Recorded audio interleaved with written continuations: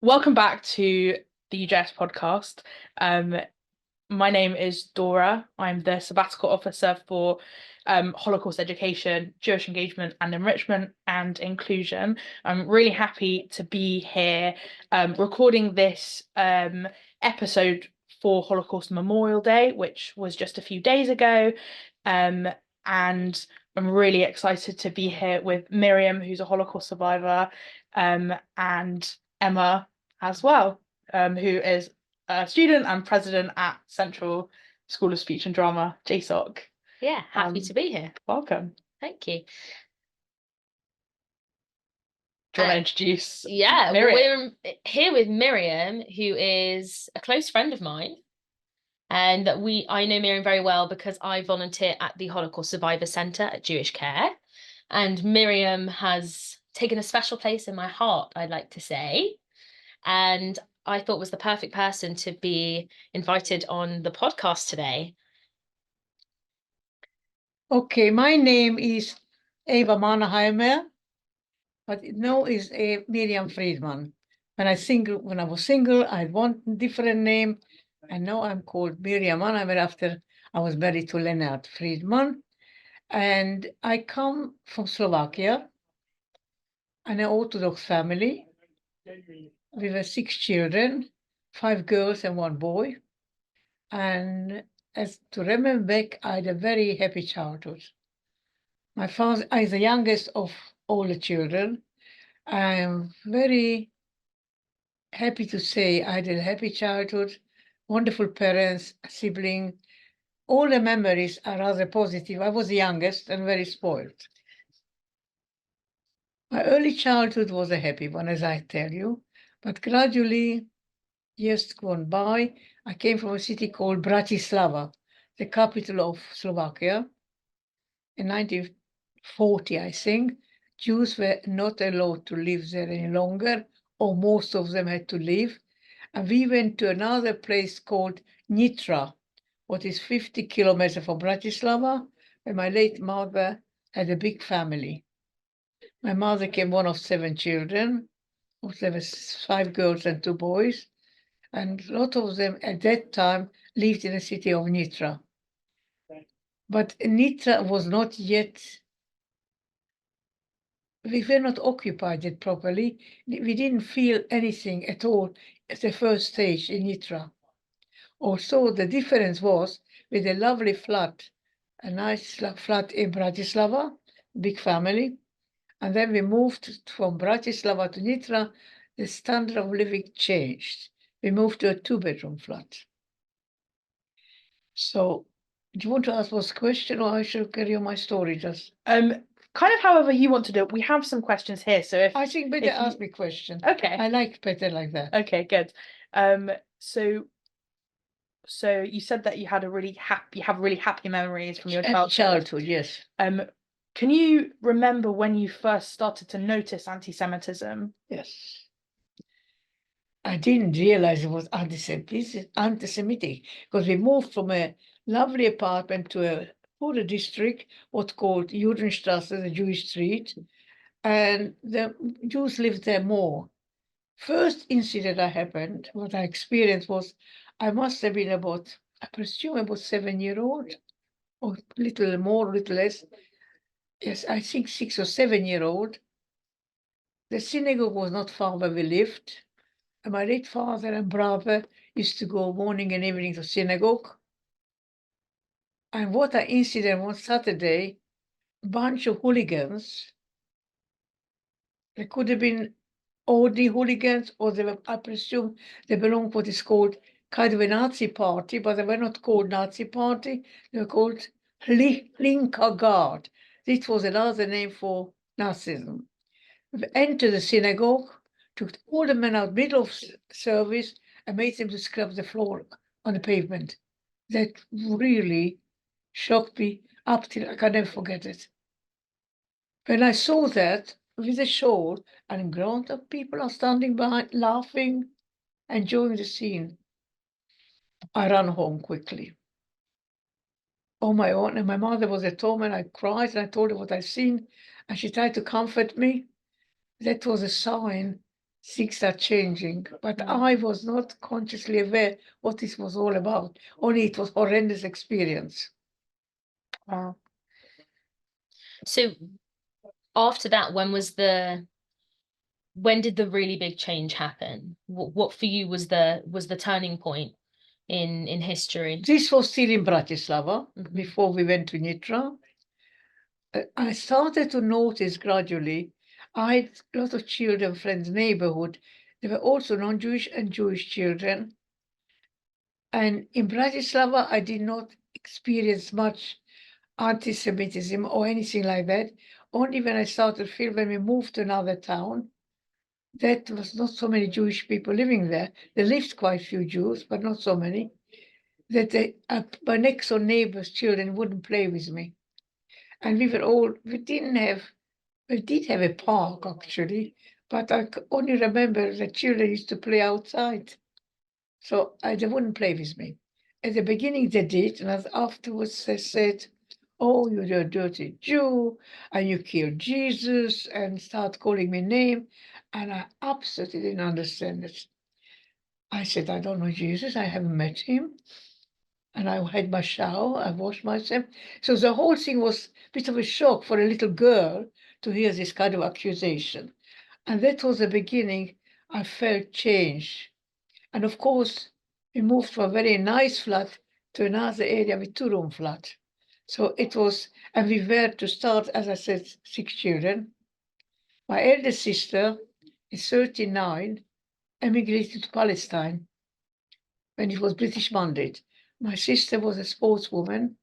She belonged to something called Maccabi Hatzair, and she went with the last Aliyah via Trieste to Palestine, what was British mandate. So we lost contact with her. When we lived in this flat in Nitra, remember now we are still 5, we used to be 6.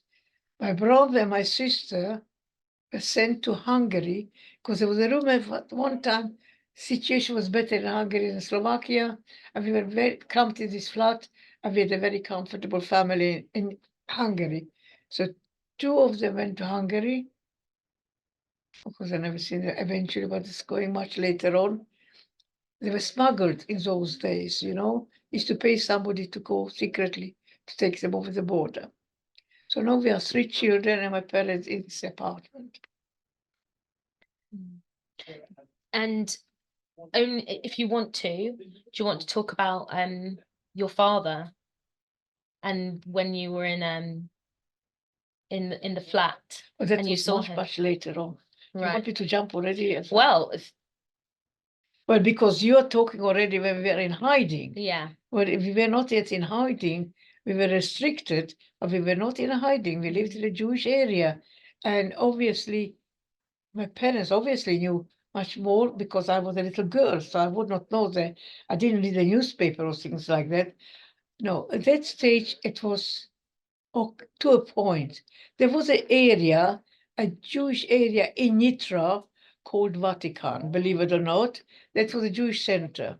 There was yeshiva there was school, there was slaughtering house, everything was that area. So as a child, I used to go there to school, to a Jewish school. And my father used to go there as well to prayer, because he was a businessman. And my late father was in textile business. On an international level, he wasn't much at all. He traveled, but he was also in Europe. He was in Yugoslavia, Austria, Switzerland, other places in those days. But that was his work, that business, international business in textile. And he used to come home for weekends. You must remember, it wasn't so far to travel from Hungary, Austria, 1 or 2 hours. From Yugoslavia, I don't know, a bit more. So, as I said, my father still was working, but his bank account was confiscated. He couldn't anymore use it. They took it away from him. So he had to do different kind of work now. But at the beginning, he had a proper job, and then gradually things changed. In Nitra, I think it must be 42, 43, because we have been restricted, but there were not Germans yet. Gradually, Germans used to come into the town, because Slovakia was the Sudetenland. It's a part, I don't know if you know about it. The Czech Republic was part of Sudetenland, what belonged German. They occupied, and then gradually from Czech Republic they came to Slovakia. It was one country, and then it became two countries, Slovak and like North Korea, South Korea, this sort of thing. So Slovakia and Czech were separated, become two countries, Slovakia and Czech Republic. So that early stages, not realizing what was going on. I was the youngest in the family, and my family didn't have many children. We were the only one. My mother came from a big family, but we had at that time only one cousin. They planned not to have children, I presume. Later on, I had another cousin, but at that stage, I only had one cousin. So obviously, I wanted to play with children. There was no question about it. And the family spoiled me a lot because I was the youngest of the whole lot. I can remember gradually as a child that they sent me to a bit of shopping, got bread, and actually there was a kiosk there, bit of thing to buy. Because I was younger, I couldn't understand why they're sending a little girl, 7-year-old, to get bits of things. Because not realizing the adults would have been bushed around. They already started to do this sort of thing. I have not seen it yet. I do remember a serious incident when my father and my brother, they used to go not only to synagogue, they may have gone to some theological college, yeshiva, I do not know. But we had a road here, and then we got back road. They start going from the back road below a little hill, and they were bushed around there as well. People found out the Jewish people not going on a proper road. And my father was quite old, coming bleeding quite often home. And he would never tell me why. He said he hurt himself, he fell down. They tried to protect us. Now, gradually, obviously, Slovakia was taken over by German youth, and gradually Star of David was introduced. I was always highly spirited child. I wouldn't put on the Star of David. So it was terrible. It had to be stitched on your clothes. And for whatever reason, I said to my mother, I want to have a safety pin. I don't want to pin it on. But she didn't take it so seriously, not realizing what I'm going to do with the Star of David. When I went out of the house, I took it off. It was very serious. It was a small town, only 5,000 people. We lived in an area, not only Jewish, there was mixed. But when I used to go out to visit my family, I had uncle and uncle in a city or town. I used to go visiting there. I always took out the Star of David. I never told anybody. So one day, we lived in a lovely park. And I used to play anyway with my sister and my other member of my family in a park, but it wasn't very far. And it wasn't like kidnapping children those days. It's sort of horrible what's happening today. Otherwise, I'm sure they wouldn't have let me out. Maybe it was, but not us. So one day I went out to the park, and it was full of German children. And I also remember when they arrived to our town, they came with lorry having flags. And I went to welcome them because I saw little children, 40-year-old, older than me, but they came as a youth movement. They were sent to do something. I don't know exactly why they came to our town, but they came. And they used to play in our park, balls, and laughing and running around. Well, I ran away from my home, and I went toward them. I think very brave of me, looking back. I had black hair, black eyes. I could have passed off for a gypsy. Like you have black eyes as well. Yes, very dark, black hair. You got black hair. So I saw those children, and I had a German name. Eva Mannheimer, and we spoke German at home. So I knew German, Slovakian, and Hungarian. So I saw those children playing, and I asked them in German, can I join them to play with them? And they said, okay, but what is your name? Well, I had a Germanic name. Eva Mannheimer is completely Germanic. But why have you got black eyes? What do I know? I don't know. So they kept on playing on my black eyes. You saw the play? It's a lot about the black eyes. About my black eyes. So I went home and I told my mother, can I have some soap? I'm going to wash my house. I want blue eyes. I want to have blue eyes like everybody else got it. My mother said, no, you've got beautiful black eyes. You can't wash them. But I did, and my eyes were flamed for some time because soap went to my eyes, I can visualize. This is one stage, but gradually I didn't go anymore because I do not know. Oh, I may have told my mother, I don't know, but I don't think I did. I don't think she would have let me, but maybe it doesn't come to me so clear in memory if I told her about the incident. So schooling started out disrupted, and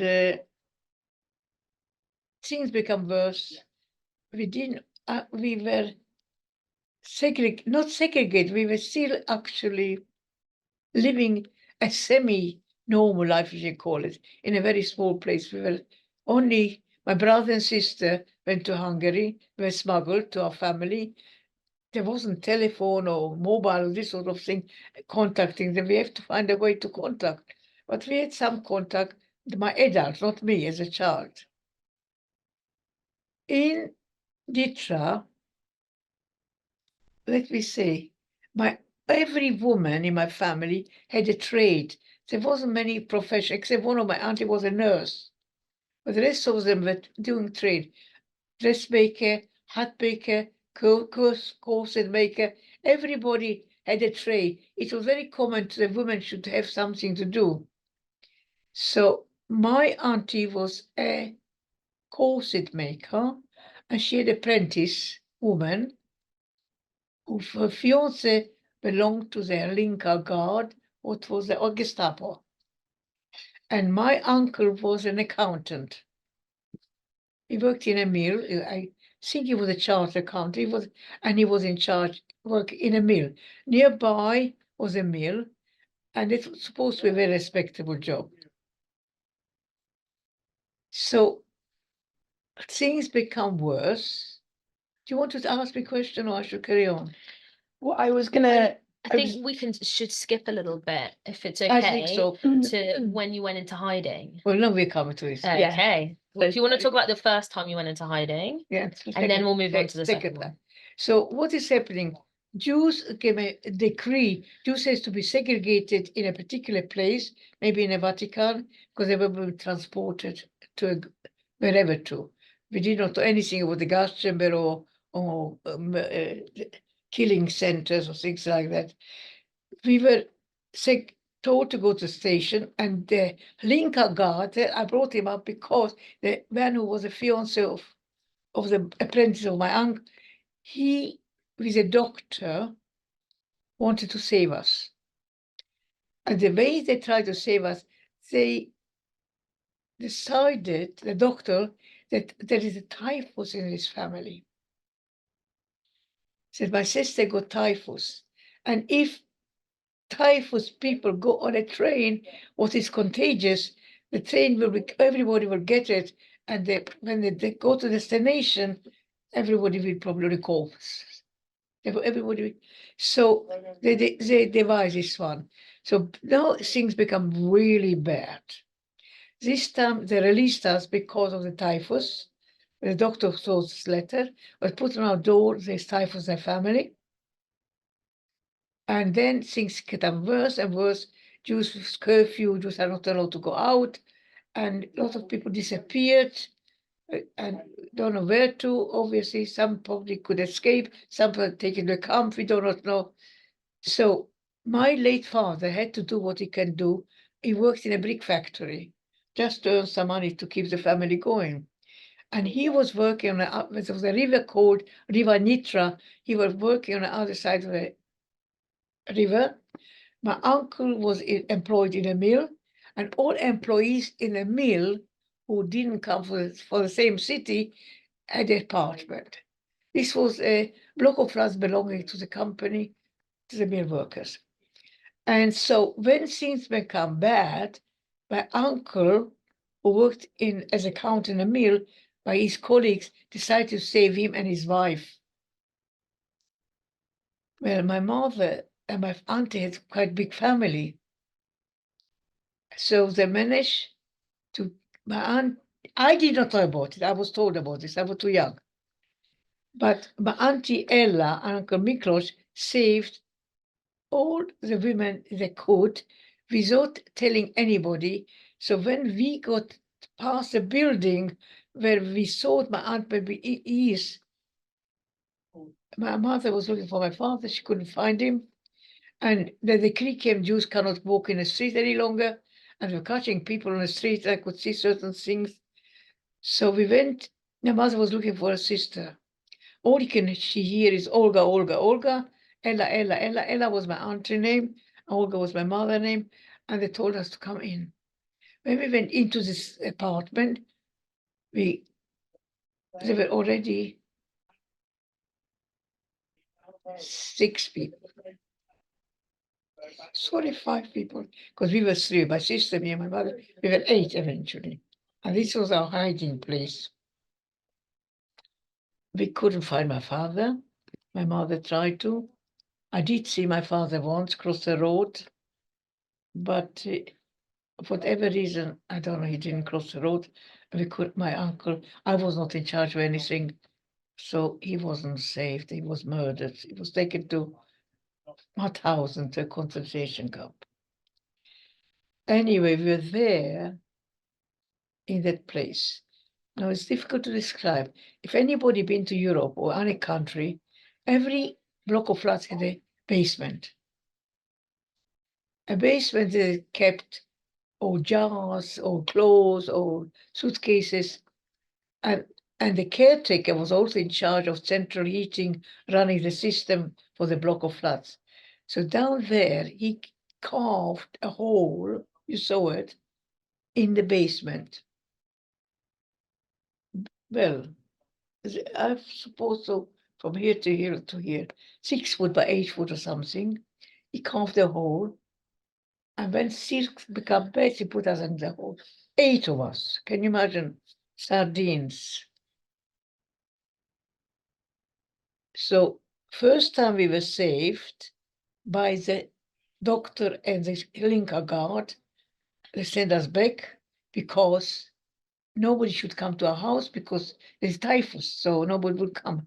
Second time, when it's become worse, we went in the hiding. Now we started hiding time in that place. It was one bed sitter, 8 of us. So we obviously, there was one bed, I remember, my uncle and aunt, and the rest of us were sleeping on the floor with a blanket or something. I didn't. I only remember I never had a change of clothes. And I can't remember how, because we had no time to pack or take anything. I only remember that one day I had a sheet on and it probably took my clothes to be cleaned by the caretaker and his wife, but I didn't have any change of clothes all the war.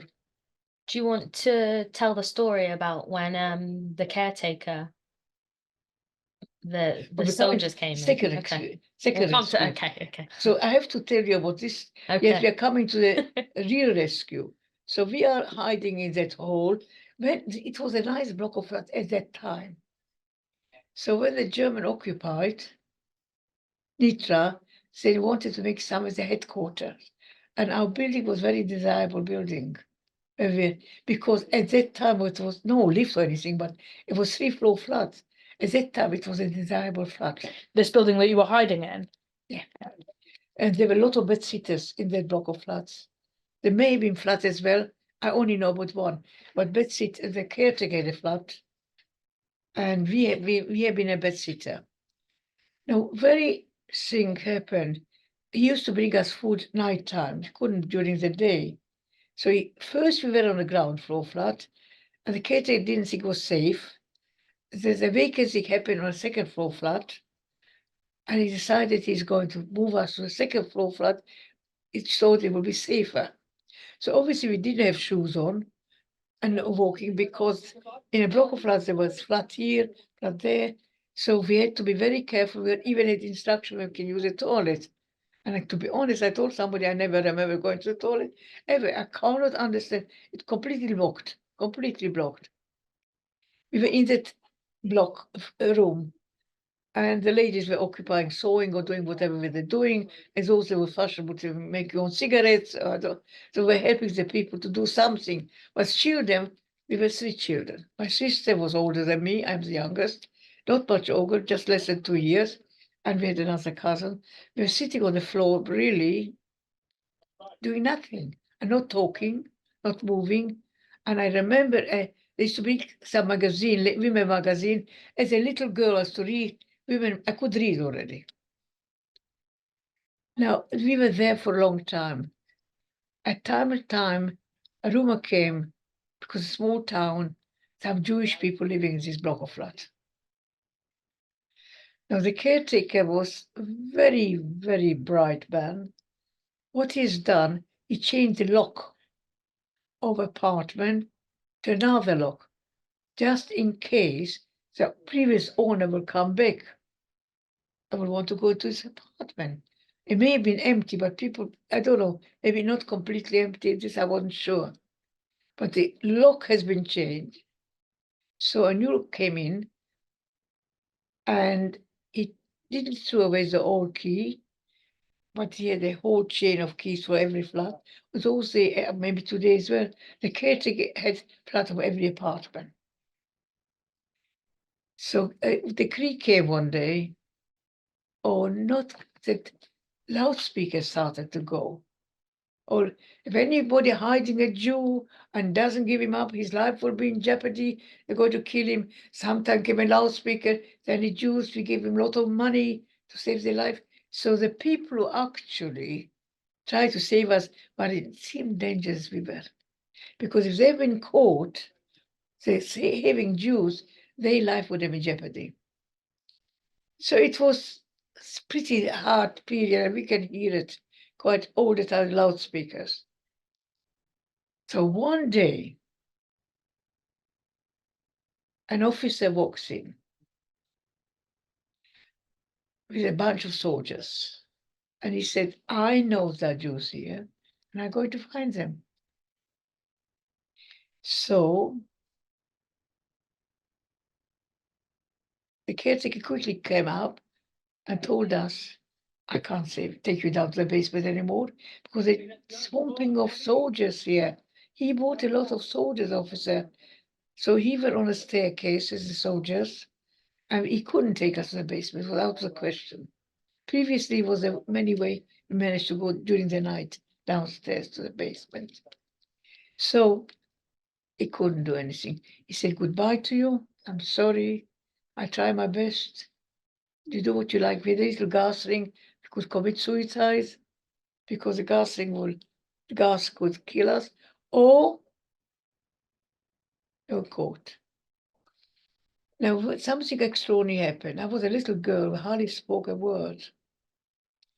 And my uncle was contemplating to put on the gas. I don't know, 7-year-old child, I don't know where I got it from. I said, Uncle, I spoke up.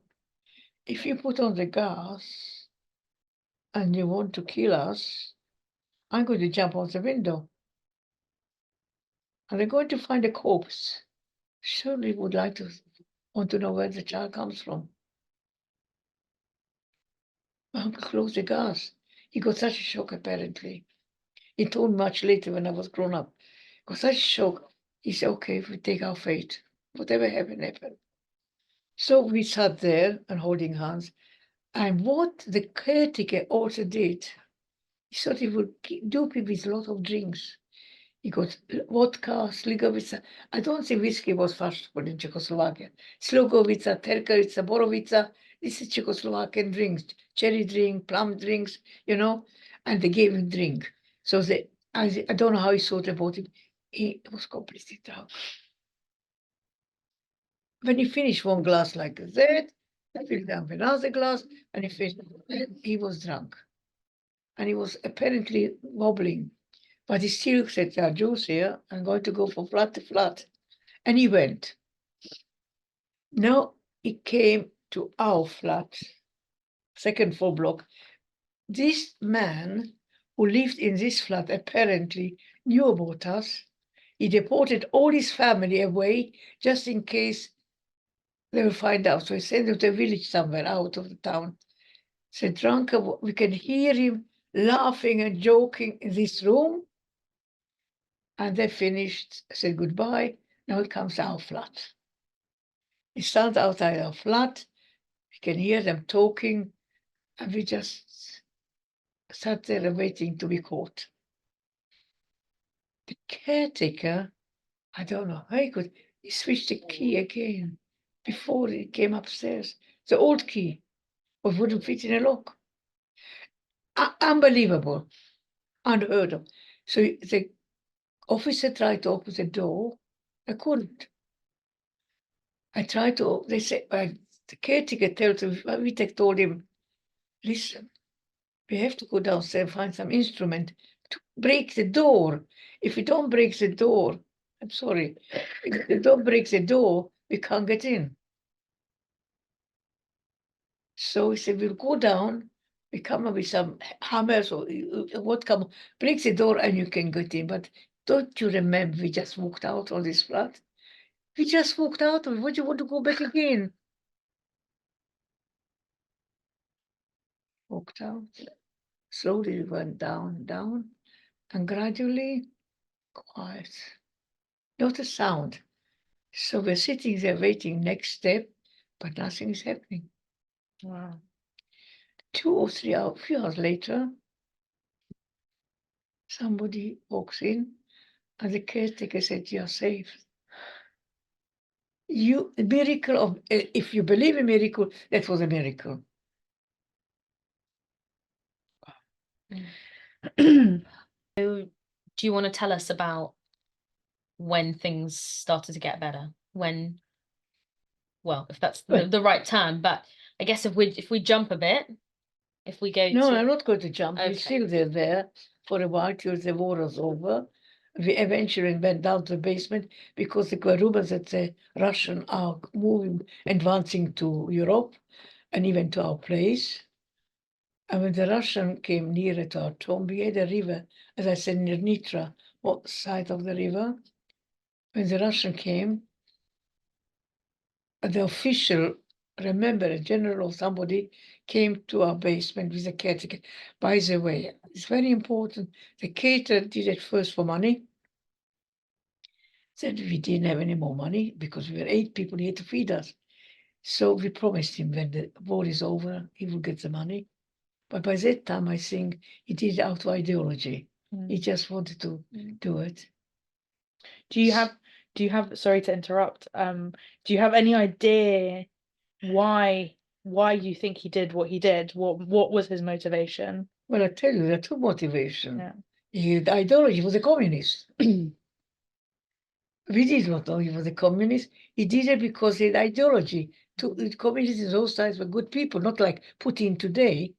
He was ideology of, Marx, the ideology of equality. People should be treated equal.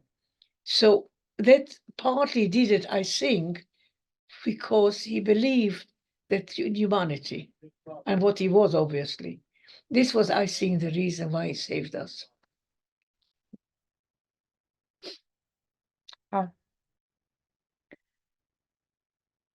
So then, towards the end of the war, what happened? Well, then so what happened after the war? The Russian army occupied, and we were told to stay in the basement till things calms down, because the Russian soldiers thought they are in Russia. They were not so basically uneducated soldier.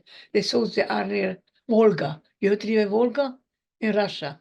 They didn't realize that a little river, Nitra. So they saw a river. They saw they were Russia. They were not aware they are in Slovakia. Army marching. So the Russians took over the city. apparently they raped every single woman and child. It was horrendous experience, I was told. And the officer told us to stay down there. It's too dangerous now to go out. We stayed there for a few weeks, and then they gave us an apartment in the flat up there, where we all moved for a while. And then something after a little while, the rumor is that they're going to find out some kind of United Nations organization, like UNRWA, was called, coming to help if survive any Jews. But I have to tell you one incident, what I think Emma may know about it.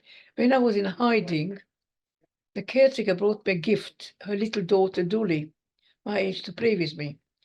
But I couldn't walk, I couldn't talk, I was just completely sitting there.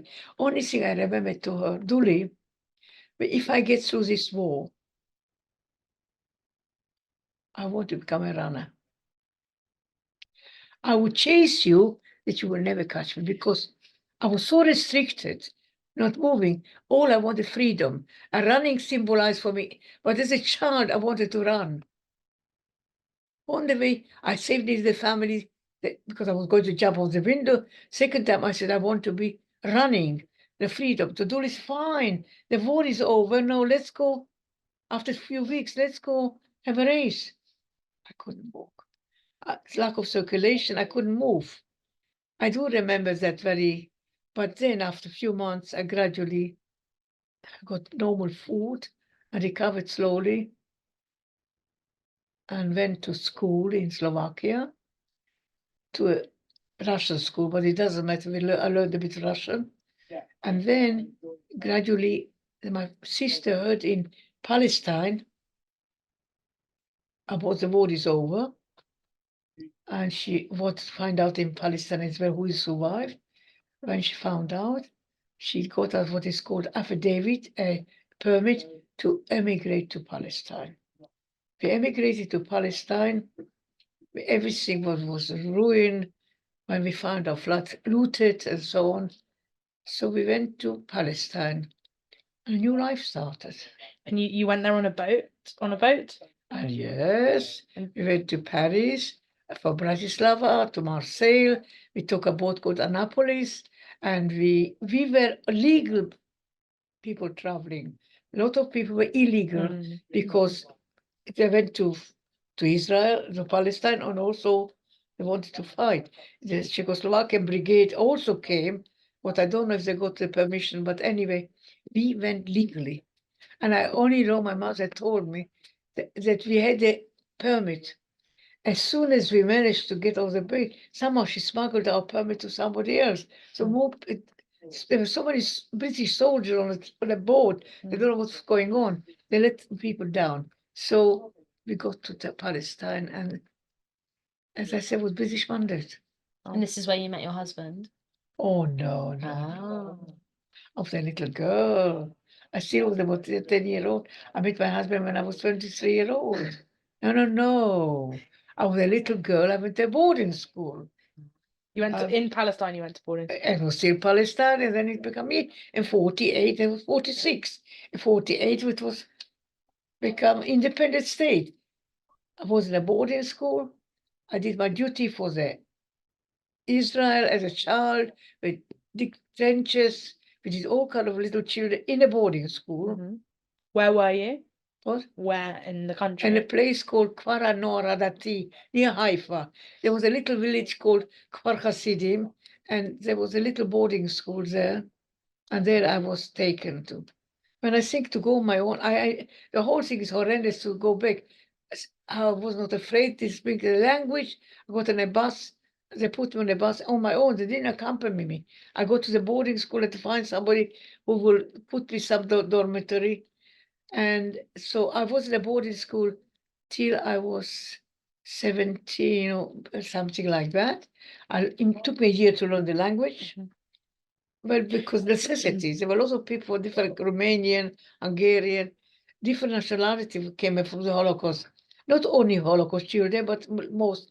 So necessity made me to learn the language. So by this time you speak how many languages? At the moment? No, at this time, when you learned Hebrew? 4. 4. 5, mistakes. Go on. But but that time I already was my language number 4. Wow. German, Slovakian, Hebrew, and English. No, Hungarian. Hungarian. And Russian from school, no? One, and Russian in school, and Italian later on. But that's something that I did not know. I didn't think I got any talent for anything.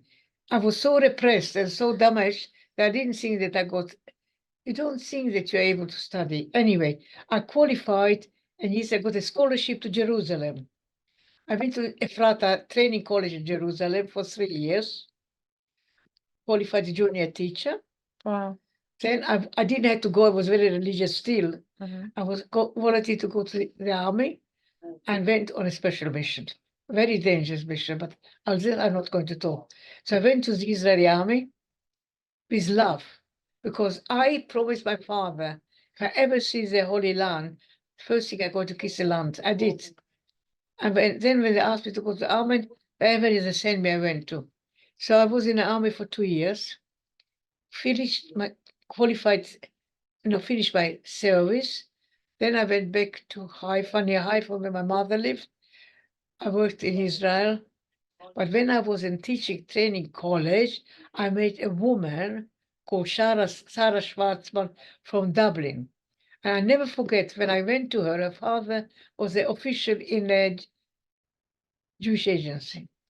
And somebody official came and asked Sarah if she's willing to go represent Israel in Northern Ireland. And Sarah said, no. Why don't you ask my friend? I came to England. I did not know. I looked at the map and I saw Ireland is in England because it was so tiny on the map. Like Israel is tiny on the map as well. So I thought to myself, well, I told my mother, she was horrified. I want to spread my wings. So I came to Belfast. I was working there as a representative of the Jewish agency in education and tourism, whatever I had to do. I want to say I was in completely state of denial about the Holocaust. I never spoke about the Holocaust till I was in the 20s. Mm. So all I wanted to speak Hebrew and be good at sports. And I did. That's all I wanted to, because when you are so repressed, you want to excel in something. And somehow I wanted to do something. I was always good at art and sports. Do you want to talk about your art at all? Okay. So now we're jumping somewhere else. Okay. What happened was this. Well, when I came to England, I met my husband in Ireland. And when I met him, I only gave him condition. I marry you if you live in Paris, in Israel. By that time, of course, it was Israel. And my husband he was an actor in Abbey Theatre. And it was very difficult for him to learn the language. I don't know why. He studied also a bit medicine as well, but he wanted to always be an actor, and he was a good actor. She's also. So I don't think you know this part of my life. I don't think so. No, and my daughter was also an actress. So I met my husband there. It was glamorous for me. He was the voice like Richard Burton. He was a bit older than me, but he gave me extraordinary experiences when I was in Belfast. We fall in love and we got married, and we settled eventually in London. I had 2 children in London, a son and a daughter. And that's this stage. If you want to learn any more, I don't know. Well, I'm interested in hearing a bit about your life now and what kinds of things, what keeps you going now, and what do you get up to, what do you enjoy doing? Well, the thing was that I always was interested in sports, and I do not know what, when my children, when they went to school, outside the school, we used to wait for the children, you know. And I met a lady, woman there, who absolutely left the impact, always with a smile on her face. And her name was Yael Goldman.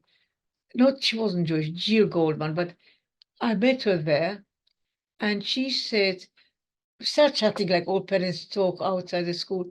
She said, why don't you come to visit us? We also live in Hendon. We used to live in Hendon. My husband is a yoga teacher.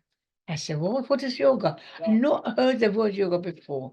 So anyway, she invited me, and because I was good at sports. So in the boarding school, I was doing always time sports, swimming, running. So I was good at sports. So I said, yes, why not? So I did yoga with them. And they were extraordinary family, really lovely family. They lived in Hendon. If I describe to you that a middle-class man who was brought up very rich in South Africa, he was South African and she was from Suffolk. He was brought up, he never knew a house. He was brought up in a hotel. They were so wealthy. When he moved to Hendon, he moved to a shed and turned his house to a studio. So with this yoga session, it was amazing experience of my life.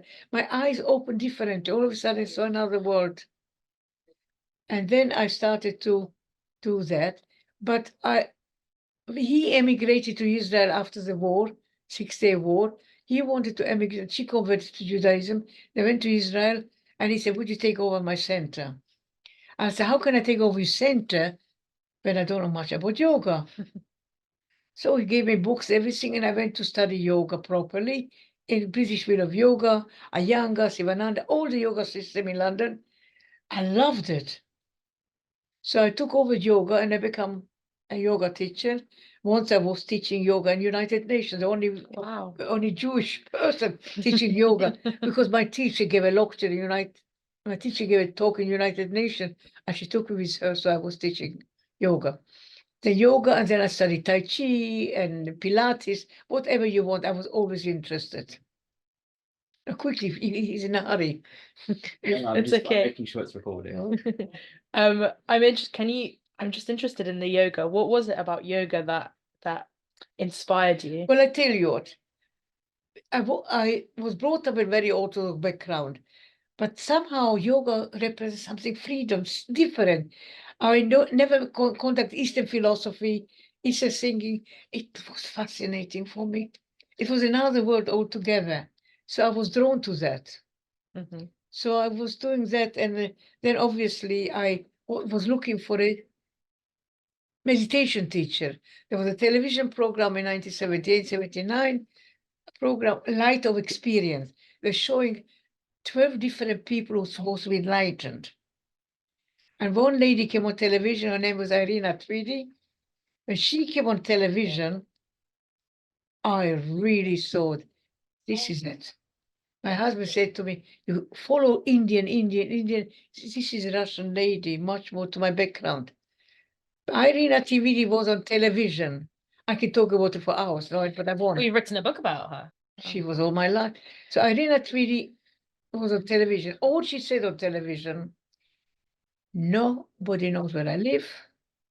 Nobody knows anything about me. No telephone, no address, nothing. Nobody can find me unless I find them. 3 days after was the television, I was with her. And that was a miracle, because an Israeli woman came to a yoga classes. We had studied together teaching. She said to me, you wouldn't believe it. I got in my purse, people, all bits of paper threw away. I kept a piece of paper written, Irina Tweedy, 70 Chatswood, Wilson Green. I said, come on, let's go to see her. We found her.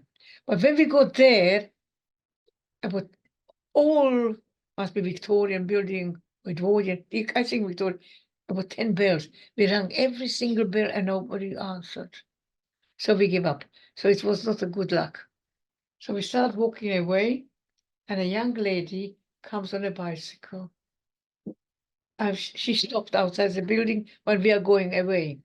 I said, excuse me, do you know this building? She said, yes.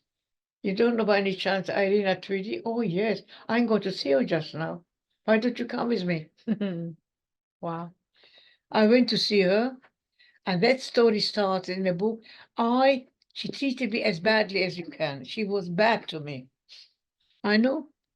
You know, she was bad to me. I had no idea she saw something in me.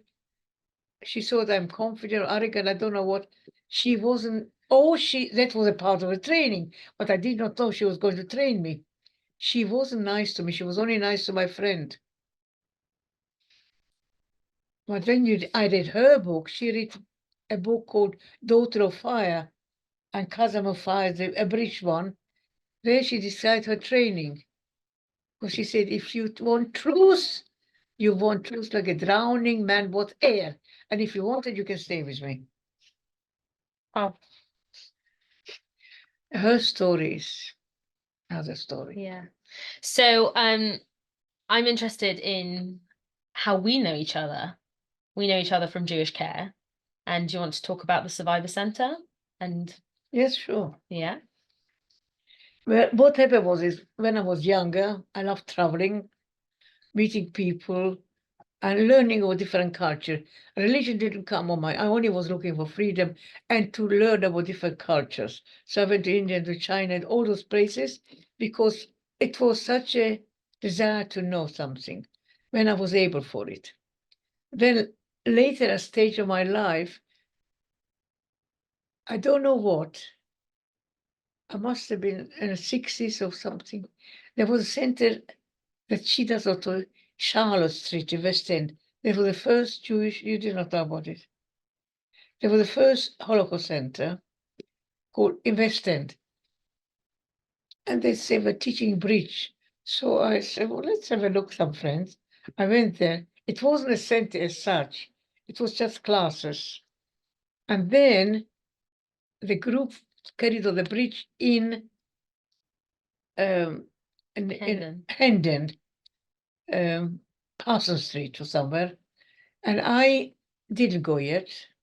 I didn't go to the center, but every Friday, what probably Emma does not know, every Friday, everything was a big dinner on Friday night with Judy Hassan and some Norman Brat or somebody like that. And they used to do this Friday dinner. And as my children were not at home anymore, we thought, why should we not go to a communal dinner? So we used to start going to the center. And gradually, at that stage, I didn't go very much. But as years gone by, I got more involved. Actually, I was going to work. When Judy Hassan was there, because I did a psychotherapy course for 3 years, I offered to do some work for them. But it didn't work out anyway. I can't remember exactly why. So I didn't go. I went occasionally. Gradually, more activity started to be there, start interest. And I really don't know when I actually seriously started going, but I do know that I was asked to teach yoga there. So I was teaching yoga on a chair. It's my first book. I was teaching yoga on a chair, and there was lovely classes, all the dancing classes, singing classes. I did like all these things and got involved gradually. But Jewish care means awfully lot to me because I consider it my second home. As time go by, I got to know the center. The young people who work there were not there, but every few years it changed. I knew people who don't come anymore, who retired. But I wasn't so involved like the last 10, 15 years. When in the other center and this center, how long are we here? This has been here for 3 years. More. Just 3? about 3 years. Well, we used to go to the other in a Parson Street. And your friendships that you've made? Oh, goodness me. I met lovely people here. I met Emma. Besides meeting she's a volunteer, but I met lots of the organizers, the staff here are superb. I met many good friends, even a partner sort of friend, a good friend of mine. This center really, I feel so at home here. Can't explain it. I love coming here. I feel all the staff are so friendly. I never seen anybody once angry. And we are all kind of for different backgrounds. And some people are quite old. And every month somebody passes away. So It become kind of a very secure, wonderful home for me. Mm. And that's really sounds really special. Very. What is it about other survivors and other people who've been through something similar that what's good about knowing other people who've been through something similar? Well, I be honest, I'm not terribly interested in that. I know it's very strange to say it. I'm coming here because of the social aspect. And I met a lot of Holocaust survivors, and they're lovely, all of them are lovely people. But it's nothing that didn't draw me. Actually, when I was your age or even older, I didn't like old people. But you can imagine, when I was young, I didn't like old people, but no, I feel comfortable. I don't have it because I'm myself old. No, I love the center. They are doing very serious commitment to the Jewish group. We are not so many survivors, but how many are here still? Everybody feels very comfortable and home. You have an unspoken bond, I think. Pardon? You all share an unspoken bond. Yeah. That you don't talk about your stories. You don't have to, but you all know that you've been through something similar and can be friends. Yeah, everybody had his own journey. It's true. Different people with the different experiences. You are involved with Susan Pollack, and I was involved with somebody else. Yes, we all have what are horrendous experiences. But I didn't go out like some other people. For example, my friend, 50 years he was in denial, and so was I. But then we came out, and then we were asked to talk about our experiences. Why? Because less and less people were able to tell the story. And when you gain more confidence and you get over the trauma, when I went through the trauma, I could not talk about it. But when I got over it, I thought to myself, if people want to hear my story, I will share it. So I go all over the place where I'm invited to talk about my experience. But of course, we got the bond. We all are Holocaust survivors. One are hidden charge, one is Auschwitz, different camps. Everybody had different background and different experience. But this is a very center of gives you home and security. So as we're running out of time, what would be, we're doing this podcast for Holocaust Memorial Day, and the theme this year is the fragility of freedom. And What's theme? The fragility of freedom. I know that, yeah. And so I'm wondering if you have a message for the people listening, for Jewish students in this country, what would be your message to them at the moment? Well, I do hope. Are you a student? You're a student? I hope, as you are interested and you're listening to more and more people, the testimony, our experiences, because we are not going to be here for very long. As long as we are here, you have to take it in, observe it, take it in and understand it, read about it, watch it, meet people as many as you can, and pass on the message to your children, grandchildren, and so on, because only by remembering and repeating it, there's a possibility that somebody will really remember the Holocaust. It's your duty as a second generation or third to carry on the message of hope. And never again, should never happen again. And we have to learn from the lesson of the past. If we learned, I don't know, but we have to learn. Thank you. Thank you. Thank you so much. Just as a bit of fun at the end, we have a few quick fire questions. So I'm going to ask you some more light-hearted fun questions and just give your quick answer. So the first question is there a food or a recipe that is really special to you that you can share with us? Would I like to eat? Yes. Wow. My mother's food I used to love. She used to make the most fantastic goulash, poppy seed cakes, dumpling. Wonderful food, yes. Nice, thank you. If you were to go back to university today, what would you study? I think I would study still psychology. I would be interested in human process. Yes, I studied as a teacher. I think that I don't consider myself academic. I don't say I'm stupid, but I don't think I'm academic as such that I would like to study something different. No, I love languages, mind you. And probably I would perceive proficiency be in languages. I would like to probably learn languages, but no, I don't think I would learn. I would only study psychology and probably tourism because I like to travel. Mm. I used to like travel. No, but psychology is very helpful to your field. If you are inclined to, you can study. I don't think that I would study anything else. And do you have a favorite celebrity, an actor or singer that you like the most? I know this Oh. answer. Well, I know the answer.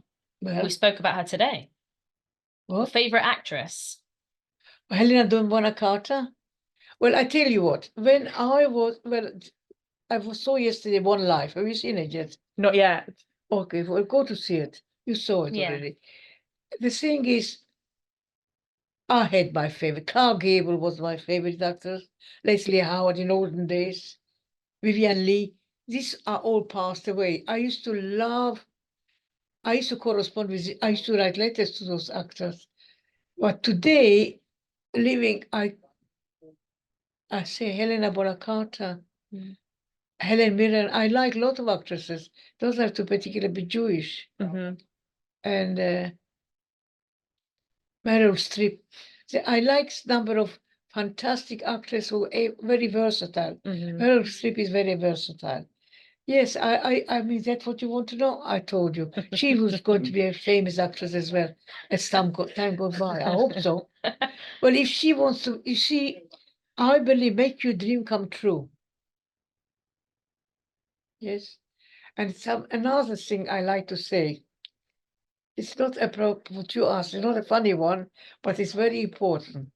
You know, Golda Meir, you heard about her, said, if the Arab people love the children more than they hate Israel, there is a possibility there will be peace.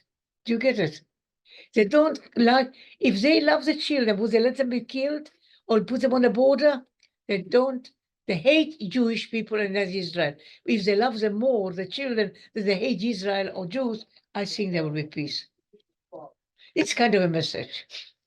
Yeah, thank you. Well, we can ask Helena Bonham Carter if she is listening. What? If Helena Bonham Carter is listening, we should tell her that she should play you in the movie Well, about your life. if Helen Bonham Carter will hear it or somebody send it to her, first of all, she's small and I could relate to her. First of all, she is a lovely looking woman. And I could visualize her, me in my 30s or 40s or 50s. I don't know how old she is. She'd never tell you. But she doesn't have to. She just have to be herself. If she hears this program, tell her if they're redoing my play, what I believe they do, and there will be not one Miriam, but 3 Miriams, you know that? Then I'd like her to be Miriam, the grown-up Miriam. And they can pick up a child, Miriam, and others.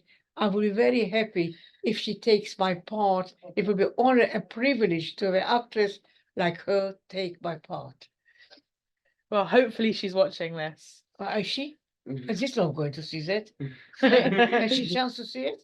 Maybe. Don't We'll know. try, We'll we'll try. ask. We can ask her. Where is she? Okay, send it to her. Yeah, we will.